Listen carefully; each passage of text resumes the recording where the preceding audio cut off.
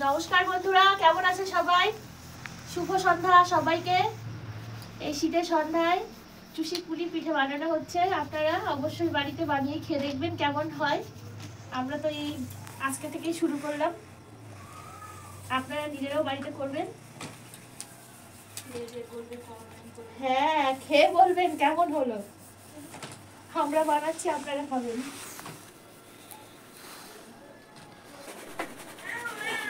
এদিকে দুধটা ভালো করে ফোটানো হচ্ছে, আর ওদিকে ওগুলো প্রায় বানানোর শেষের পথে। সুশিগুলো বানানোর শেষের পথে দুধটাকে ভালো করে ফুটিয়ে তারপরে দুধের মধ্যে ওগুলো দিয়ে দেওয়া হবে। আর এতে বেশি কিছু উপকরণ দেওয়া হবে না, শুধু এতে চালের গুঁড়ো আর অল্প একটু ময়দা দিয়ে মেখে নেওয়া হয়েছে লবণ দিয়ে।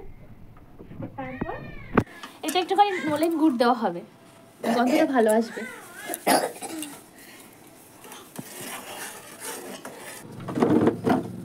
ফোটানো দুধের মধ্যে পিঠেগুলোকে দিয়ে দেওয়া হচ্ছে।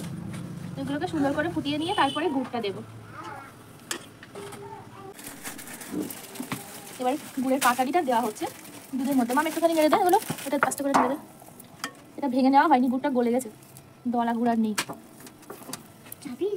লেগে যাচ্ছে কেন?